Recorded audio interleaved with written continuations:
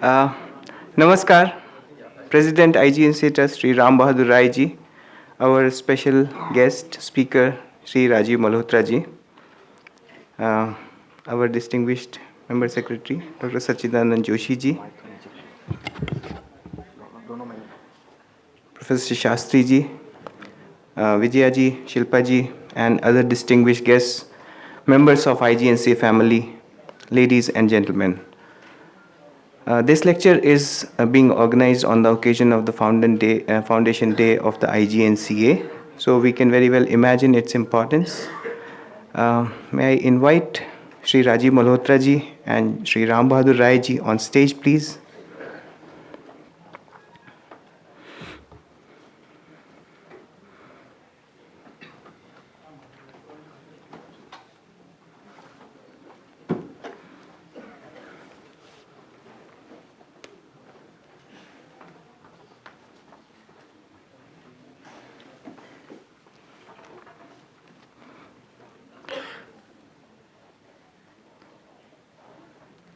Thank you, sir. This lecture is second in the lecture being organized under the Bharat Vidya Prayojana, a newly launched academic initiative of IGNCA aimed at perceiving, presenting, and promoting the Indian view regarding Indology. At the beginning, may I invite Dr. Sachidanand Joshi ji to felicitate the speaker.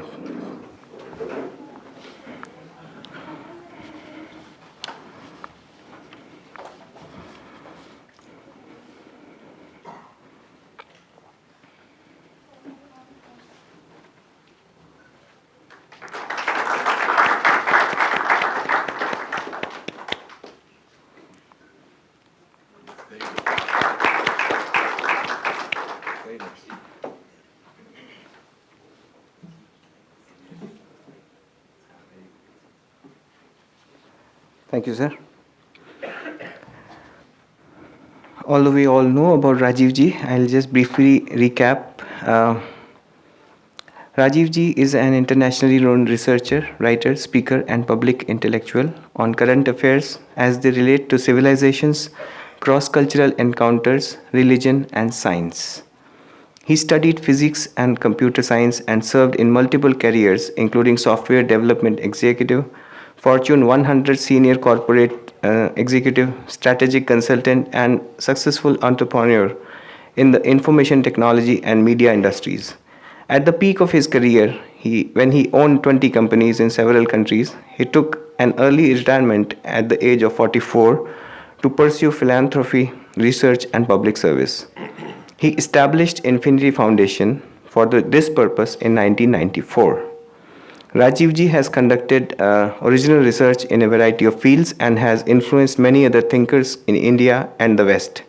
He has disrupted the mainstream thought process among academic and non-academic intellectuals alike by providing fresh provocative positions on dharma and on India.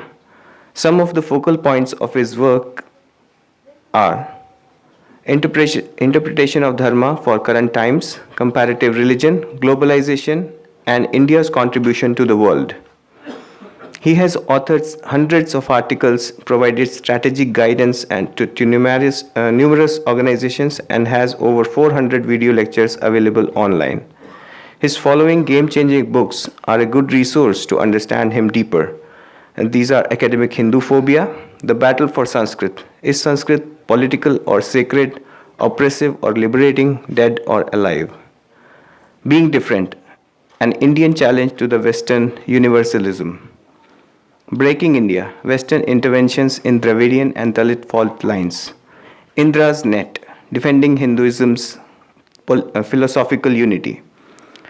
These publications are available outside this hall, and Rajiv ji will be gracious enough to sign the copies after the event.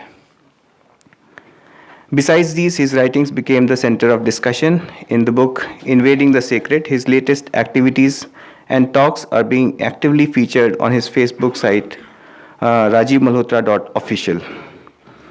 And I sent this invite to many people, and There's one response I got, which I would like to read out, with your permission, sir. This is from Professor Gaya Charan Tripathi. And those who are, all of us of IGNCA, we know who Dr. Tripathi is. So he said, "Dear Dr. Lal, thanks for your invitation for the lecture of Sri Rajiv Malhotra, whom I respect highly for his aggressive Indic approach. We certainly need it because the Western Indologists have often not understood our text properly or have been biased, pursuing some hidden agenda." In quotes. However, I am at present in Oxford, hence not be able to join. But you may assure Rajiv ji, since you know me well, that what I am teaching here is purely Indic Indology, although sometimes it is difficult to be digested by Sanskrit students of the West, with regards. So, and this lecture is being chaired by President of IGNCA Trust, Sri Ram Bahadur Rai ji. He is a renowned Hindi journalist and a Padma Shri awardee. His books titled Rahabari Ke Sawal or Manzil Se Zyada Safar have received critical acclaim. And now I won't be here between you and the speaker. Thank you very much. Over to you, sir. Namaskar, and thank you for inviting me, Sri Ram Bahadur Rai ji, and Sri Joshi ji, Sudhir ji, and everybody else at IGNCA. I have some fond memories. I think 25 years ago, I came here somewhere around in the 90s. This is a young institution. And Kapila Vatsyan brought me she was at that time heading this place. And I met a lot of people and felt very good about it because many interesting projects going on here, manuscript preservation and scholarship and so on. So it's wonderful that I'm now coming back to give this talk here. I want to talk about Swadeshi Indology. Now, Swadeshi Indology is a term that we have coined, and the purpose is to combat and counter Videshi Indology. Indology is a name given by Europeans for a discipline to study India. It is a study of Indian civilization, languages, history, philosophy, archaeology, all the different disciplines on who are these Indian people. It was started to understand the subjects that are being ruled by the British. They wanted to understand who are these people we are ruling. They seem very smart, very learned. We should know more about them. The more we can learn about them, the better we can rule. We can seem to be very fair. We can speak in their language, learn their customs, wear their clothes, eat their food, negotiate with them, know their strengths and weaknesses, know how to play one against the other, make one fight against the other, how to make them happy and proud, how to pull them down. All that we can do if we know them. So Indology started like that. And I call that Videshi Indology, that kind of Indology. Now, Swadeshi Indology is not race-oriented. It's not that if you're Indian, you're doing Swadeshi Indology, and if you are Westerner, you're doing Videshi Indology. It's not true. It has to do with your drishti. So Swadeshi Indology is a certain drishti, a certain approach to the subject, regardless of who is doing it. So, for example, Videshi Indologists would include people like Romila Thapar and Amartya Sen, and many Indians. They are Videshi Indologists. In fact, a very large number of people, I will show you what all is included in this, a very large number of people in India, they have their views about India and our civilization are not from our own tradition. These are imported views. So they're actually carrying Videshi views. So they're colonized. Yesterday or a few days ago, I was discussing with somebody who's organizing one of these very elite literary festivals that keep happening. And they wanted to know if I'm left-wing or right-wing. And I'm always asked, you're right-wing and all that. Actually, there's no left-wing or right-wing in our system. People are either colonized or free thinkers.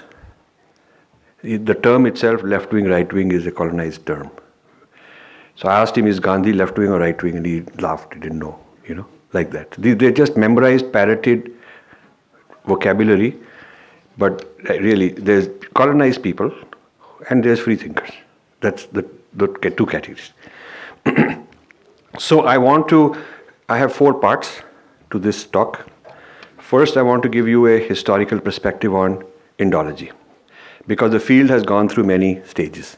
And we have to learn and understand each of them in order to deal with it.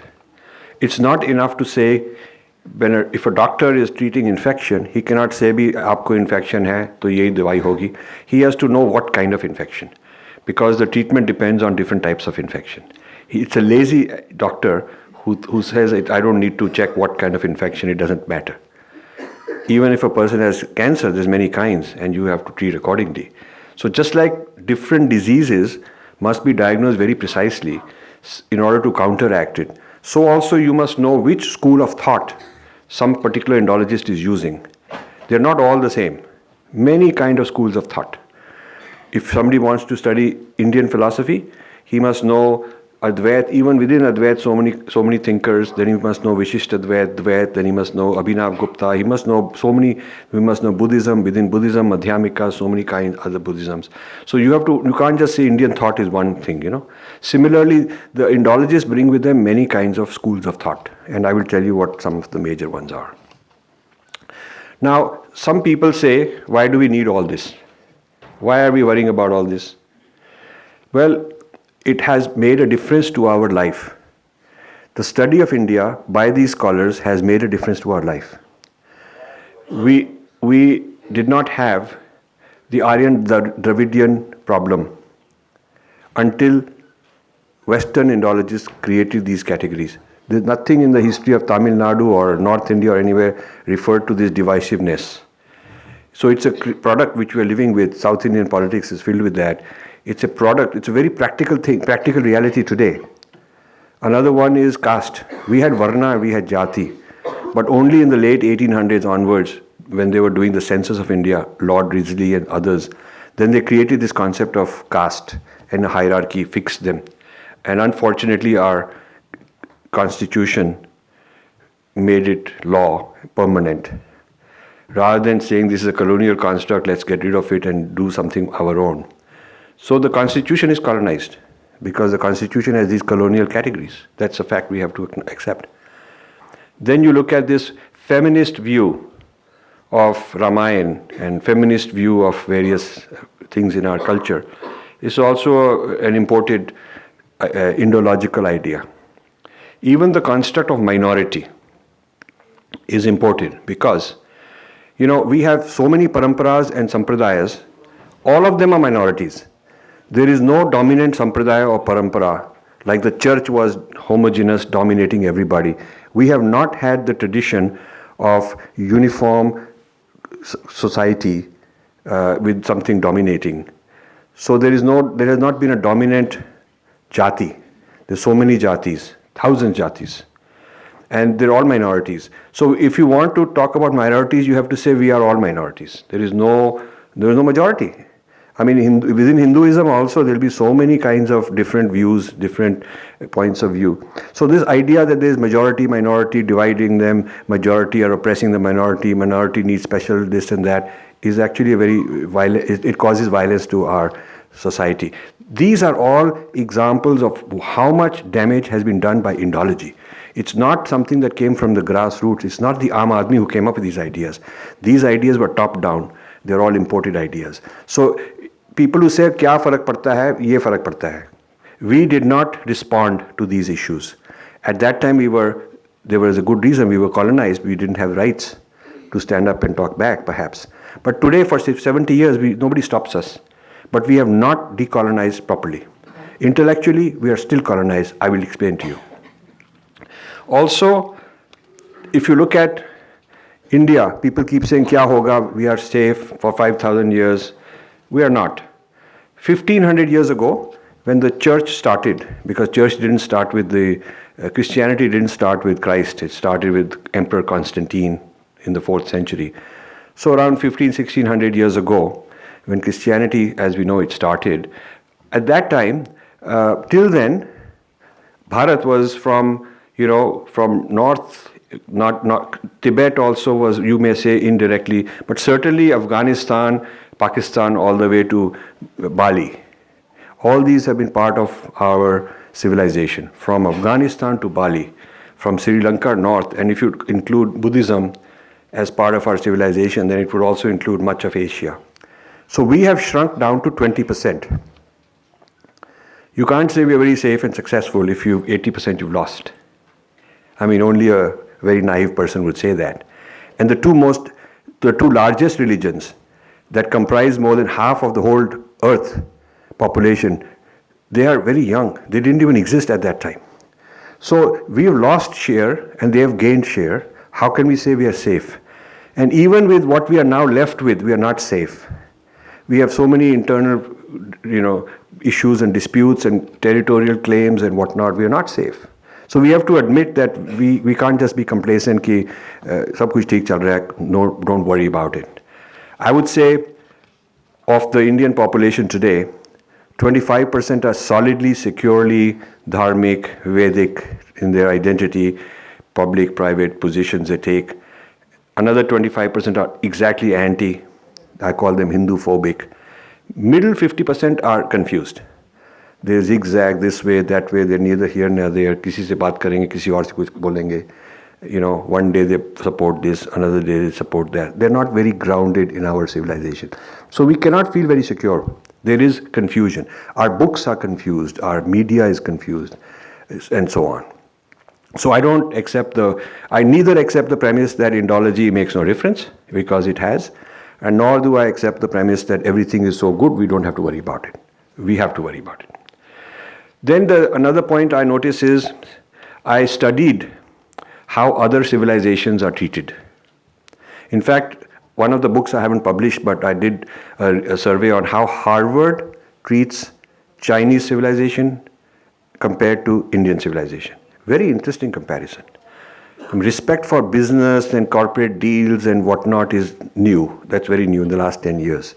But study of ancient civilization, Chinese will not take any nonsense. The study of China is controlled by the Chinese, not by Westerners. Westerners are very bowing down, requesting visa, happy to get permission. Chinese say, "Ana, nahi ana, na. We don't need you. If you don't come, fine." The study of China is done on Chinese terms. They control the journals. They control the conferences. Most of the prestigious centers of learning are in China. In the case of Japan, same way. Japan controls the study of Japanese civilization. Russia controls its civilizational studies. France controls its civilization studies. US, of course, controls its study of civilization. Arab civilization, Islamic civilization, they're controlling. They have so many scholars, so many universities that are doing research, pumping out. At least their own people hear their point of view.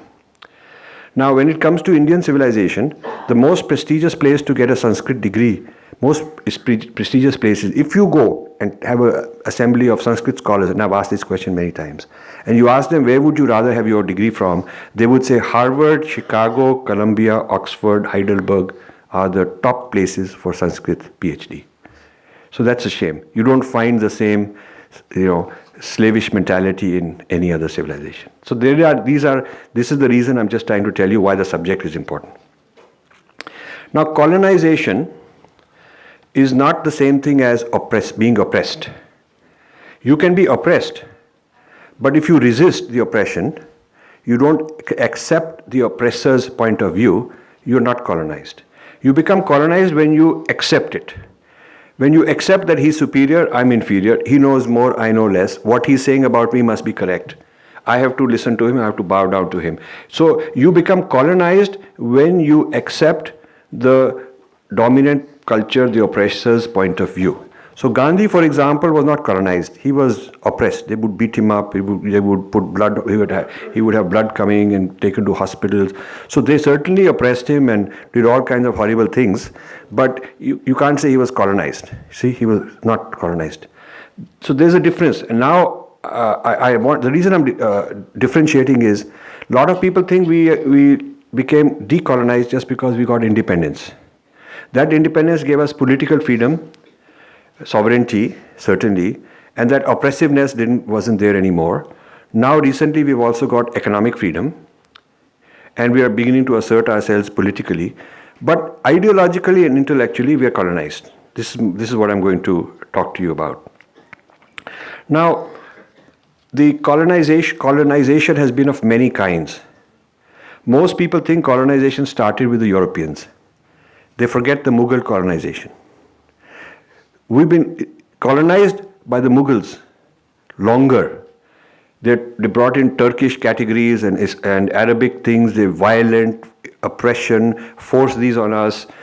We gradually accepted this as part of our life, particularly in the north. And so we are so colonized that we are not even conscious that we are colonized. But we are colonized. There is a Mughal colonization before European colonization. And this is one of the points I want you to take away, that we should stop thinking colonization equals Western only. We are very heavily colonized by the Mughal effect, okay? Because it was not something brought with peace and all that. It was very forced on us. It was alien, was foreign, a lot of destruction took place. All that is well documented. Then in the European colonization, the Portuguese were very different from the British. The Portuguese, working closely with the Vatican, were translating mathematics from a lot of mathematics texts and medicine texts and agriculture texts, botany texts to Latin. Huge amount of Indian knowledge, proprietary knowledge, reached Europe through that route, and it influenced a lot of scientific things. British Indology was more general. British took over more areas. So the study of India was tightly coupled with rule, policy making. If you look at the British Parliament debates, and if you look at the papers of the East India Company, the Indologist is out of the think tank on what to do with India, how to deal with them. And we, of course, honor them. There was a World Sanskrit Congress in Delhi, I think 2010, I think. I was, 2010. I was one of the keynote speakers there. Big, beautiful book was published by the organizers. Rashtriya Sanskrit Sansthan was involved. And the book starts with thanks to Sir William Jones for giving us this great, knowledge of Sanskrit. And then one other fellow with their photograph, their bio, how great they are. This is true, very true. And they are our own people. So that is why we are colonized, because we are still idolizing them after all this time. Now, what mischief William Jones did is written in my book, The Battle for Sanskrit, a little bit summary I've given you. This whole history of Indology needs to be written. I started writing it several years ago. Multiple volumes will be required. Now, the knowledge they got of India allowed them to negotiate one king versus another, because they knew this is Hindu, Muslim, this is this fellow, this is that culture. They were able to divide and rule different kinds of Indians by having studied all this very closely. The British captured all three varnas systematically. The first varna they captured was business, the Vaishyas, the traders, the people who create wealth. Because East India Company was a business enterprise. It was a Vaishya enterprise. It was multinational. So first they came and captured the money part, creating wealth. Started as traders, but then they started domestic production, taking over domestic production of various things. And then moving that production over to England. Moved steel production to England, which they learned from India. Moved textile production to England, which they learned from India. So they were basically Vaishyas. And once they captured the money machine, the wealth creation, then the next varna they captured was Kshatriya. They started taking over the king's role. So they took over one king after another, the Madras presidency, Bengal, like they keep spreading. So the police became under the British. The army came under the British. The sepoys, they were all proud to be working for the British, carrying the Union Jack flag. We are so proud We've been selected to carry the jhanda for the British, That was the psychology of the colonized people. So the after the Vaishya, the next to be taken over and hijacked were the Kshatriyas. And the king was just symbolic. He would be told, you can sit on an elephant, we'll give you a salute and play polo with you, and your son can go to Cambridge, and there'll be a lot of women, and he can date them and come back. And so they gave him a Lord Saab lifestyle. The king could live a good Lord Saab lifestyle. And of course, the British running the show. It is the oldest and largest scale outsourcing company in the world, the British East India Company, because they asked the king that you outsource your governance to us. Imagine somebody comes and says, okay, we'll occupy Rashtrapati Bhavan, we'll run the army, all the generals will be ours, we'll run the police, we'll run the courts, we'll do the tax collecting, we'll keep 95% because it costs us to do all this. So we are going to run the country for you, and you will be symbolically the Raja. You still have that palace and so on. This is really what went on for a long time. It's an outsourcing in terms of Kshatriya. The Kshatriyata was outsourced by us, our people. And so once they had both these, the wealth production and the political military power, then came the Brahmins. The knowledge was last. They'd already created Bhed, a lot of conflict between, the Kshatriya and the Brahmin. They did all that. So then came Macaulay. So by the time you read about Macaulay, but Macaulay comes much later. They've done all this mischief before. By the time Macaulay comes and says, get rid of Sanskrit and get rid of their pathshalas, and the way to bring them down is to demoralize them by the way we interpret them and make England look better and all that, English culture look better. That was the mental colonization, which is what I'm talking about. So we've gotten freedom from the first two varnas, the political varna of Kshatriyata, and now recently the Vaishya corporate, business varna. But we have not gotten the third freedom of the intellectual capital, the knowledge production, because we're still using Western models, Western categories, Western vocabulary. I'm speaking in English. Most of the, only 2% of the media in India, 2% of the share of media is English. It's something CEO of Times of India told us a couple of days ago. He agreed to this. Only 2%. But that 2% are the power. That's where the courts are taking. Courts make decisions, and these books which are published on case law have to be read, so that if you are fighting a case, the lawyer has to read all the case law in order to know what the precedence is, how to quote a precedence, how to argue a case. And these books on case law are in English. So obviously the fellow has to go to some English-speaking lawyer who knows how to read all these things to represent him. So much of the ruling is done in English, and it's increasing.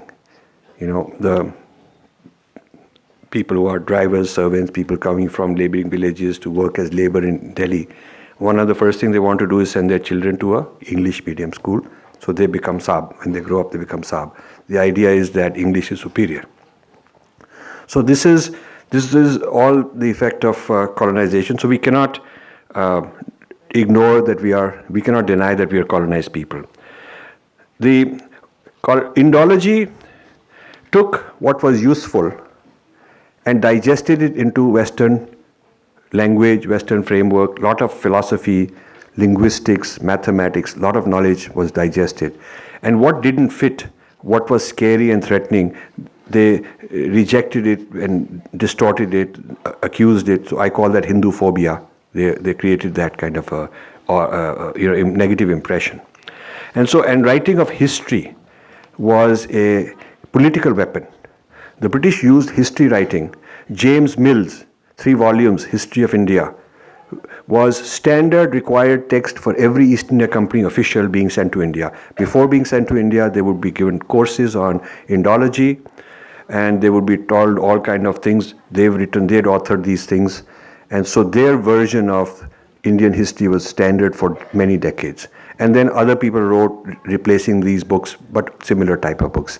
If you read these books on what the British wrote about Indian history, you'll be quite surprised. And then the amazing thing is, much of that is now what in our books. We've continued, right, teaching the same sort of stuff. So this went on, and our parampara system broke. As a result, the sampradayas, the continuity broke. Now, after independence, things didn't get better. In some ways, they got worse. Two movements started to intellectually decolonize. The claim was decolonizing. Two movements. On the Hindu side, until 50 years ago, things were being produced. For example, Sri Deen Dayal Upadhyay ji wrote wonderful stuff to decolonize. But nothing was continued after that. No parampara. They did not continue that work and update it. The people still tend to it's almost like idol worshipping those books rather than really continuing that line of thinking and adding more knowledge. But the left has been more enterprising. They've had 5 waves of Indology since independence. 5 waves. They did not stop with what they were doing in 50 years ago. They continued advancing it. So we cannot. The reason I'm going to go through these 5 waves now, tell you what they are in a summary, is because you must know what we are up against. It's not good enough to say 50 saal pehle that book was written, so we don't need to do anything. That's like saying 50 years ago we knew the weapons of Pakistan and we had a countermeasure, so we don't have to worry. The point is the battlefield is not static. The enemy has advanced their weapons from what it was 50 years ago. And we will be foolish if we don't do more research and keep up with it and develop our own countermeasures. So the new schools of Indology we must keep track of. It's not enough to say that 50 years ago we had a good school of Indology or a good school of our Hindu response and we are done, because we are not. Things have changed. So I'll go through these 5 that the left has created. First came Marxism, and by the way, note that all 5 are imported. Not one of these ideologies is developed indigenously. They're all Videshi. So first came Marxism. This is well known. The idea, it came through the Soviet Union, but also the very liberal type English people, they're also very leftist oriented. So they brought Marxism. And you cannot just keep criticizing Marxism and think that I've solved I've decolonized because I have a response to Marxism. That's just one of several waves. The second was post-colonial studies. Post-colonial studies started when Edward Said wrote a book called Orientalism, very well-known book in the mentality and the techniques of the colonizers. He was himself an Arab person, very brilliant man. And so the Indians took this study of the colonizer. A lot of research went on, the 1800s, 1700s, what the Europeans were doing. But the drishti with which post-colonial studies has been done is not a Vedic drishti. It is not an Indian drishti. It is a Marxist drishti. It's a Marxist critique of the colonizer. So it is one Western school criticizing another. It is not an Indian school of thought criticizing them. It is one Western school of thought criticizing another. Then later came subaltern studies. Subaltern studies is that you champion the underclass, the downtrodden, the people who don't have a voice, the Dalits, minorities, women, these kind of people. That's subaltern studies. So the whole idea of re-looking at Indian history through the eyes of these subalterns became fashionable, which means the idea of India was attacked. India as an idea is attacked because it's a negative idea, it's an oppressive idea. India as a construct is a oppressive construct. Look what it has done for so many years to all these people. So we are now having the product of all this fragmentation, regionalism, these vote banks. Now this subaltern studies was encouraged by Indira Gandhi because she needed vote banks for her political power. So the timing is coincidental, is very interesting. Subaltern studies is invented in the West, Indians pick it up, and that's the time Indira Gandhi needs it for vote bank politics. So it's encouraged, and that's the age of Ramchandra Guha, all these kind of people who become the champions in subaltern studies. Huge subaltern studies movement starts. It's different. When these people are trained, they learn Marxism, then they learn post-colonial, next layer, then they learn subaltern studies. Fourth came postmodernism. Postmodernism means that you break up the narrative of India. You just take it apart. Ramayana is about domination and oppression. Vedas are about that, like that. You take everything, every aspect of Indian life, and you reduce it to political oppressor, oppressed, master, slave, and that's how it is. And the latest is what we are calling Neo-Orientalism, a school led by Sheldon Pollock, and my book, The Battle for Sanskrit, is actually a critique of that. It's very important not to say कि सब same ही है, because बीमारी same नहीं है. It's not the same infection all the time. So you can't dismiss it and say, I've already know Marxism, I know what Max Miller did, I know what Macaulay did, so I don't have to study. You have to study this. If you are a serious scholar, you have to study each one of them. And the latest thing that they have developed is Neo-Orientalism, of which Sheldon Pollock is a leader. And this is a very different kind of a threat, because they don't hate Sanskrit, they love Sanskrit. They love Sanskrit for the reason that understanding Sanskrit gives them an insight into the oppressive mind of the Vedic people. So they read Sanskrit with an agenda. They want to promote Sanskrit, but with an agenda. They want to champion that Sanskrit should be brought out, should be encouraged, but with an agenda. They like the kavya. They like the art and the aesthetics and these kind of things, but they interpret them from a certain point of view. So that's the latest thing that was going on.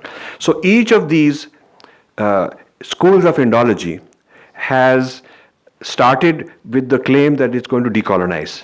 Okay, it started with that. It's going to bring freedom to the Indian people, to the underclass, to the subaltern, to the minorities, like that. It's almost like freedom from India, not freedom for India, but freedom from India. That's the sort of the motto of this new trend in Indology. Indians are the scholars doing this work. They are compensated, paid, rewarded, evaluated by Western people in those Ivy Leagues and so on. But the brunt of the work is done by Indians. Very enthusiastically they're doing this work. So the Kurukshetra keeps changing. And so any Kshatriya has to understand the latest Kurukshetra. You can't say long ago they had this weapon, we had that weapon, we are okay. That doesn't work. You have to be in the Kurukshetra, you have to take the bullets, you have to fight, understand what's going on, give back your answers, stand there responding to them. That is the tapasya you need to do. And we don't have people doing that. We don't have enough people actually going out and doing that. Going out of their comfort zone, understanding the Kurukshetra firsthand, and then developing a perspective and able to respond to it. That is what we need. The latest trend is in this field is American think tanks in India. So we have Carnegie India, Brookings India, like that. Now, Ford Foundation target was poor people through NGOs. So they would set up NGOs in the villages, and this is for women, this is for, whatever different target under the guise of helping poor people. They also help poor people. There's not a doubt about that. But in the guise of helping poor people, they also infiltrated and got themselves into the system, and then they could also manipulate them politically. So that was the age of NGOs funded, foreign funded NGOs. But now there is a new target, and that is the young westernized Indian elite who've come back from Ivy Leagues, who are children of top government officials, who are the future power brokers of India. They need to be captured. And they are not going to be captured by some NGO. They're not working for NGOs. They're working for there's a huge private sector. And so they're working for industry or government or whatever. So to influence that top level decision makers, the American think tanks have started branches in India, all of them, or most of them. And so the people who come from very sophisticated, who are very polished, sophisticated, know a lot of English, very well read, connected with this media elite, they are the prime people being brought into the American think tanks. So they'll understand the American point of view, the American strategy, the American way of analyzing and thinking, and they'll bring that into India. So initially it will be all good projects. you know, how to solve your water problem, how to solve your energy problem, public health, all that's very good. It's like the missionaries when they go to a village. First it is Sam, Dan, and later comes Bhed, Dand. You look at Sam, Dan means we're all one, we're loving each other, we are here. Dan is, you know, helping you, charity, we're here to save you and all that. Then comes Bhed, manipulating, divisiveness, this guy's exploiting you, and Dand, the clash. So the think tanks are very clever. They're not coming here with some open agenda. They're coming here to basically first appropriate the elite. So if you are a well-educated person, polished, good speaker, you got a job there. They'll love to hire such people. I'm going to be at the Times of India Lit Fest in next week from Sunday, on a panel. And it's interesting. The chair is Sagarika Ghosh. What's her name, sir? Sarika Ghosh. And the other panelists are all Indians working in the American think tanks. So you can see the perspective being presented. And I just, thanks to some friend, got in at the last minute. Otherwise, that was the panel, you know. So the views on, you know, the views being spun are not really our drishti. It is not from truly our point of view. You see, it's like imagine a cricket game where you appoint the players of the other side.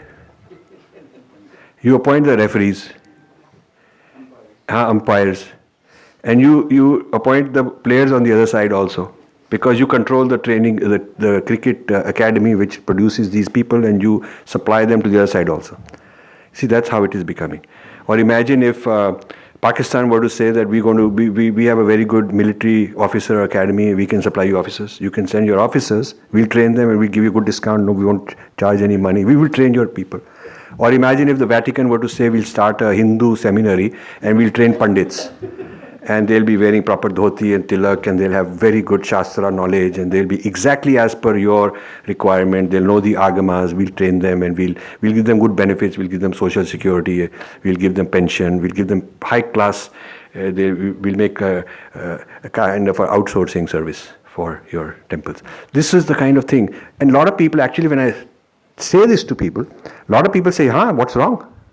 I mean, if they can do it properly, why not? A lot of people think like that.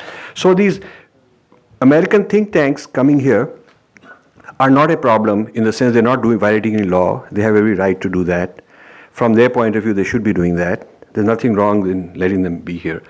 Only problem I have is, where are the Indian think tanks? Where are the Indian think tanks? And it's not a simple matter of saying, "Humne think tank shuru kar diya." I mean, so many, like yesterday we went to one respected Swamiji, and he says, "Humne ek think tank shuru kar diya," and he named some people who are in his think tank. But they are just people who go to seminars and go to meet gatherings and give talks.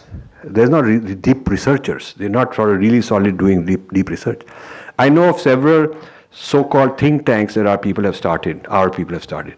But it's a khali tank. There's no thinking, winking. It's just empty tank. You go there and there's no thinking, no output. It's just tank. So there is more to this, and I want to discuss a little bit more. And by the way, as Sudhirji mentioned, there'll be we're planning a 3-day workshop on this same subject matter. I'll give you a little bit overview, but in February, maybe Ram Bahadurji will mention a little more about the details of what the thoughts are. But we are planning a more detailed workshop, so I can actually go into all of this in detail, and I would like to actually write a book on this whole thing that I'm talking about. I'm just giving you a little overview. Now, this is the history, kind of a little bit. Now I want to tell you what is the state of affairs today. The state of affairs is that this colonization has entered many organs of the body. If you think of disease, if you think of infection, this is spread into many organs of the body. Certainly it's in the academics, in social sciences and humanities. Certainly it's in NCRT books and education system in general. but it's also in government. I was called by the Foreign Service Institute, which is near JNU, a year or two ago, to give a talk. The director called me, and they train IFS officers. So the batch had 30 people that year. So I went there to give a talk to these 30 Foreign Service people.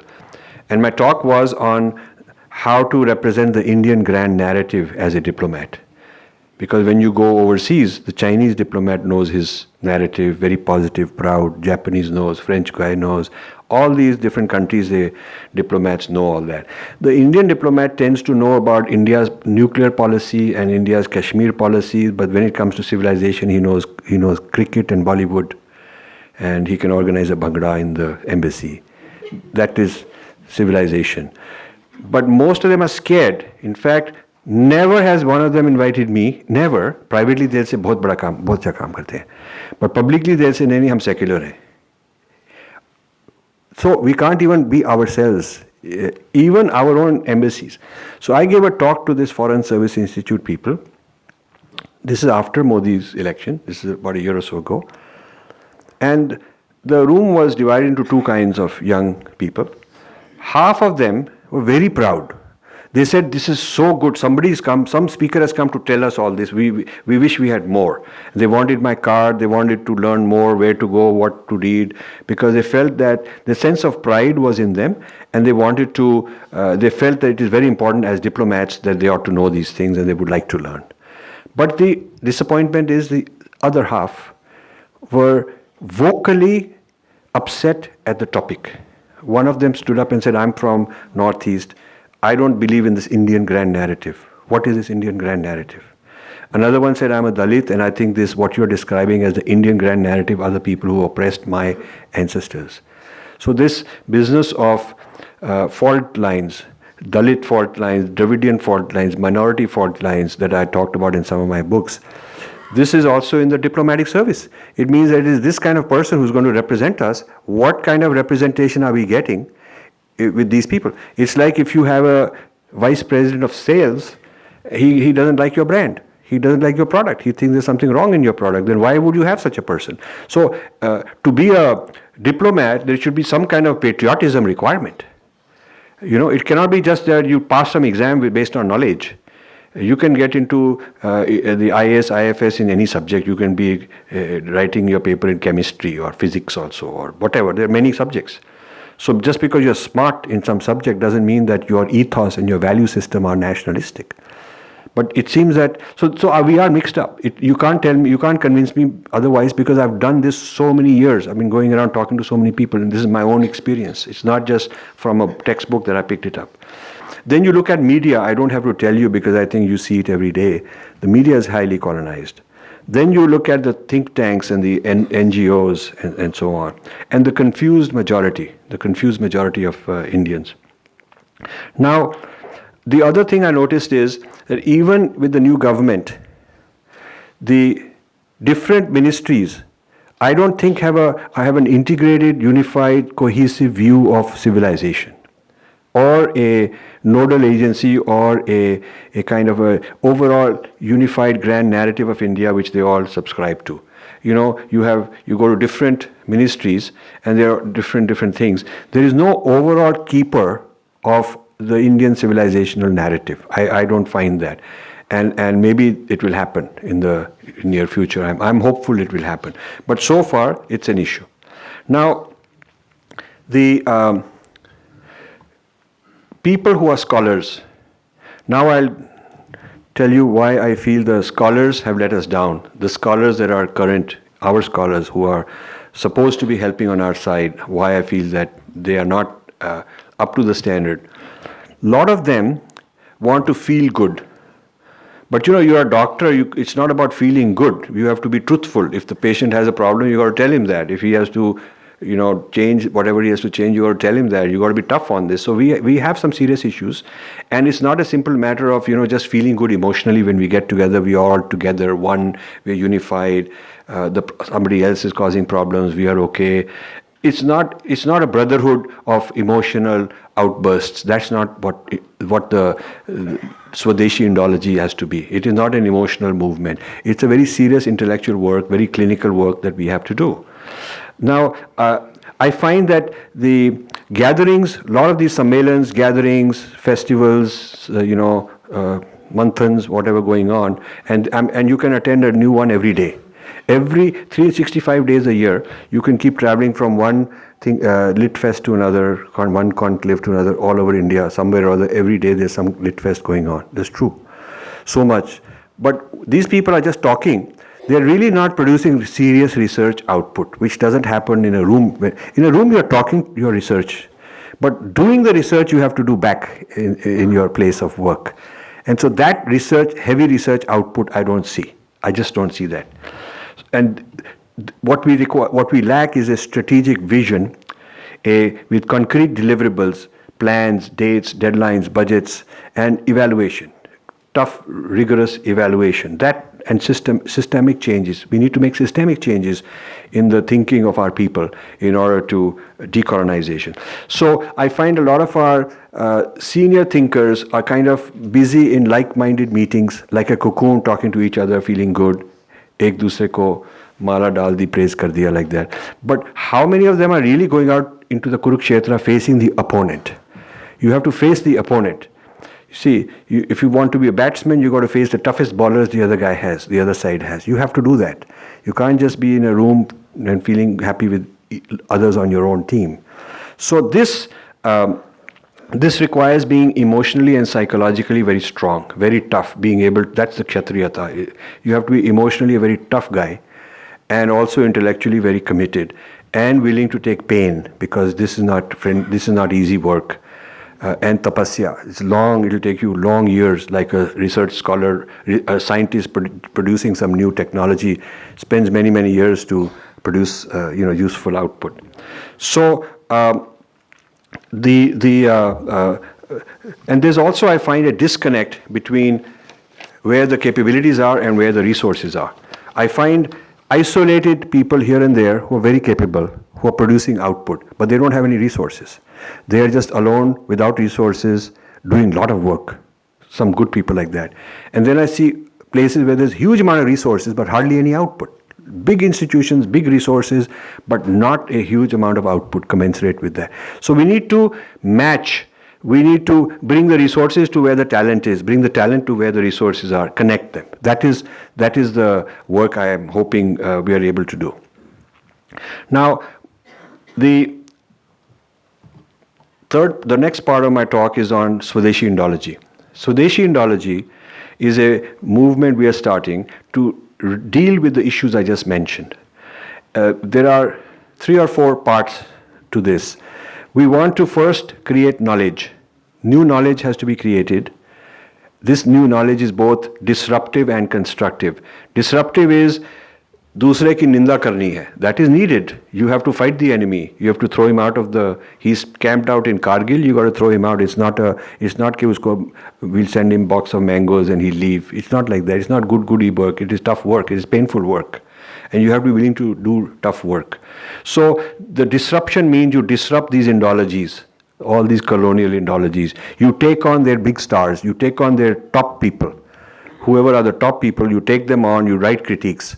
So if I take on Wendy Doniger, I spend a lot of time on it, and it's of course going to get me into trouble, but I don't care. If I take on Sheldon Pollock, I do that. Next year, maybe we'll take on Romila Thapar. Maybe we'll take on some of these big media type people. But we should have to do that. We really have to do that. So it is both disruptive and constructive. Constructive means we have to also do research on all the great things about our civilization. The history of science, the history of mathematics, medicine, all those things, philosophy. We have to revive the agamas. We have to revive so many things, so many parts of our civilization that have atrophied. Preserve manuscripts. IGNCA doing a great job in that area, and many things like that. So there is both negative, disruptive attack and also protecting our culture positively. The hitting and positive, negative, defense, offense, both parts of the force are needed. Yeah. So once we have knowledge of this kind, Then, using this knowledge, we have to train human resources. We have to educate a new generation of scholars and teachers who learn this knowledge and teach it. A lot of people are endowing chairs in Indology, but they don't have the knowledge which has to be taught. So when you endow a chair, you are giving money and they're going to keep teaching the old knowledge. So you are actually helping the enemy. Imagine if you want to change the diet of people, make it more healthy through restaurants. You want to change the diet that is served in restaurants. Suppose you want to do that, if that's your plan. The wrong thing is to fund restaurants because they will keep supplying the old diet. You have to first create the new diet. You have to develop new cuisines, new recipes. And you have to make sure that these work, they are healthy, they are cost effective and all that. And then you can train human resource chefs who know how to use that knowledge. And then you can create institutions. So the three steps are create the knowledge, create the human resource using that knowledge, and then create institutions where this knowledge and these human resources are invested. So you need a combination of knowledge, people experts, human beings who are experts, and institutional mechanisms. These three we don't have together. There is knowledge sitting somewhere, but the guy has no institution. He's developing the knowledge and he doesn't have any students to teach. Then there's people who got a lot of students they're teaching, but they do not have anything proper and original to teach them. So this disconnect of knowledge, human resource, and institutions needs to be brought together. This is a very important thing. And we need to create schools of thought. You know, Vivekananda was a giant, but there is no Vivekananda school of thought. Ramakrishna Mission didn't create and market and distribute. They've been for 100 years. They have huge resources. They did not create another Vivekananda, and they did not create somebody of that caliber to continue that work. I gave the example of Sri Deen Dayal Upadhyay, great giant, but we need to have created many more like that to continue this work. Similarly Gandhi, there is no Gandhian thought thinker after Gandhi. I mean, we can keep parroting and wear his clothes, the ones he wanted, and spin the wheel and all that. But that's not being Gandhian. Gandhian means a certain very audacious, original thinker who diagnoses the problem very much from the indigenous native point of view, very dharmic. So the Gandhi movement did not create successors of that caliber. So that's what I mean by schools of thought. I gave you the example of the Indian left importing from the West five generations of Indology after independence. I gave you the example of the five. So that's how much innovation they're doing. We need to create schools of thought. So it's not just one guy and when he's gone, it's finished. It has to be a school of thought, so that thought has to be transmitted to the next generation and turned into institutions. So we need narrative. Narrative feeds parampara, and parampara becomes institution. That is basically what I'm talking about. So I will just move on to the final section. How much time do I have left? I lost my sense of time. How much? How much? Okay. Okay. Great. So I'll wrap up in another several minutes. Great, thank you. So just to give you a little background, my yagna and I have a Infinity Foundation, and now we've created Infinity Foundation India, based in Chennai. Our yagna has been to first of all study the Kurukshetra in a very detailed way, looking at the supply chain through which knowledge is being produced by our opponents. Many kinds of opponents, who funds them, where does this knowledge, where do the talent come from, how do they take the knowledge, human resource and institution, combine it into a big school of thought, how do they do it, where are the places we need to hit if we want to dismantle them. This kind of thinking I've been doing for a long time, with several other people, targeting several other people in the Kurukshetra, and doing it pretty much single-handedly. This involved creating a database of who's who, what they're up to, and tracking it, and so on. So I've studied that. Then we funded a whole lot of intellectual projects in Indology in the US and in India. both at the level of conference, at the level of major books, courses to be taught, and so on. And I was disappointed by that. I found that you cannot give a grant and pay somebody to change his mind against the whole establishment that he works in. He's not going to do that. That's a naive thing to do. So eventually I decided I have to do that. So that's when I turned from a philanthropist, writing checks and getting other people to say good things about me, and making me feel good and all that. I quickly realized that's not what I want. This is a sham. They're not really transforming. I shifted from that to engaging the subject matter very detailed myself. And I learned this. I learned it the hard way. And I found that I feel that Indology is a field that anyone can become very good at. It's a matter of putting your time, energy, a huge amount of pran, huge amount of your resources, and you can master it. You don't need to be professionally trained Indologist. You could be some of the best people we are working with are tech people, engineers, software people. We're finding that they're very brilliant and they're able to come up with good work. So I became my own scholar. I also studied how other countries are controlling their discourse. I went to Japan Foundation in the US, studied how they're doing it, went to the China Institute, went to the Korea Foundation, Tibet House, the Council on Islamic Education. I went to a lot of these places to see how are various other groups controlling their discourse, how do they manage it. And I learned a lot how this is done, so that one day I can advise and do this for India. Then we started a History of Indian Science and Technology project. We have produced 14 volumes. Nobody else has done more than 2-3 volumes on this subject of History of Indian Science and Technology. We have done 14 volumes. They're in the market. You can go online. You can buy them. They are in stock. You can do that. Each volume takes about 3 years, costs a lot of money. We have to get top researcher in India who goes and who's already known expert in that field. So history of steel is different than history of textile, and history of Harappan architecture, and history of water management, like that. Many of these systems we have studied in great detail and produced 14 books. And Indus University is our partner in Ahmedabad now. We are doing this together. This is a huge project we've done. We had annual conferences and funding ran out, so we stopped. But we'd like to revive it. It's one of those constructive projects. I talked to you about disruptive and constructive.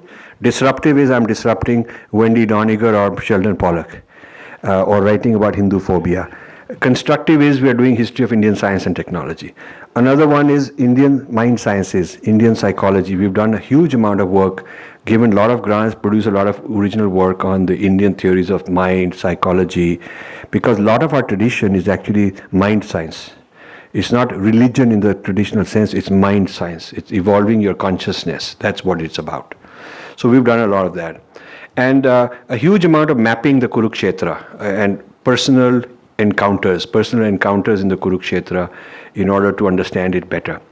Now, there is the term supply chain that those of you who are in industry would know. Supply chain is when you have a factory, let's say you're making something, then a lot of spare parts and raw material comes from suppliers.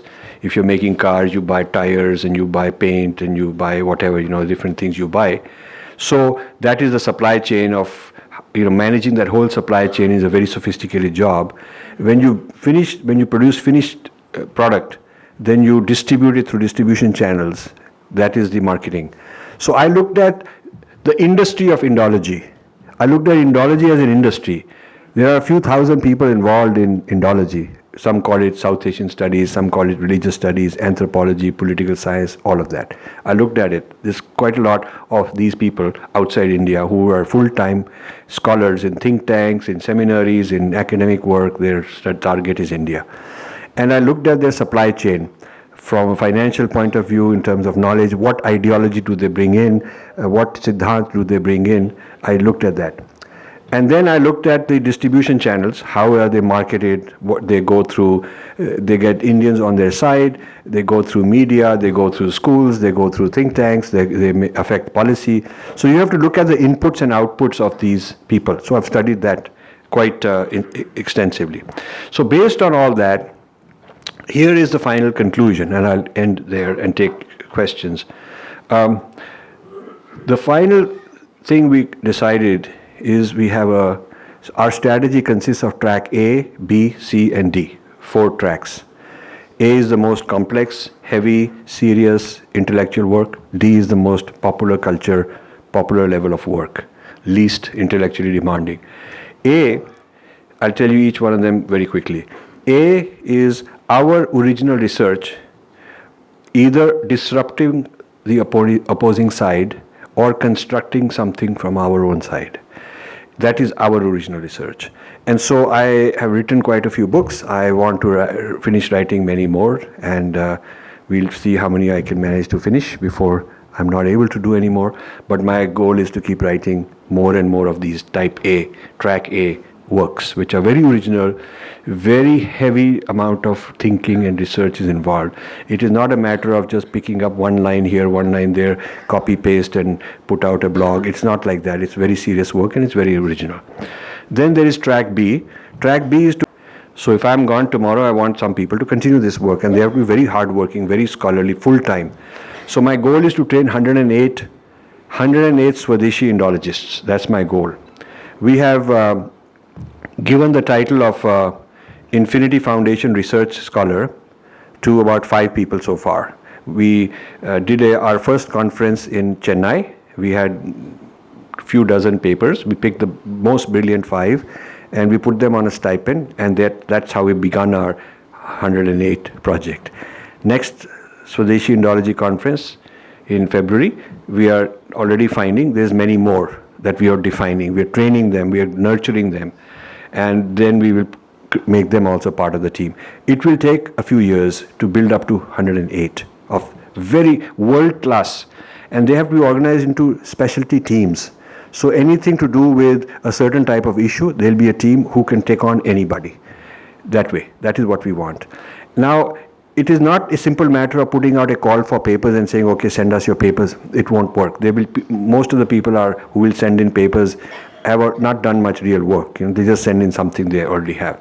What we have to do is, we found that for every 5-6 young people, we have a mentor, a senior person. So we assign a senior person, compensate them, get their time, full time, and there's a problem area they're working on. There's a defined topic they're working on, and they're producing research and training these young people. And so that's how we are creating very high quality teams. So this is track B. Track A is original research. Track B is train other people to take over the research, make it better, carry it forward, and continue this work later on. Then there's track C. Track C is taking all this knowledge and turning it into online courses, videos, online, e-learning.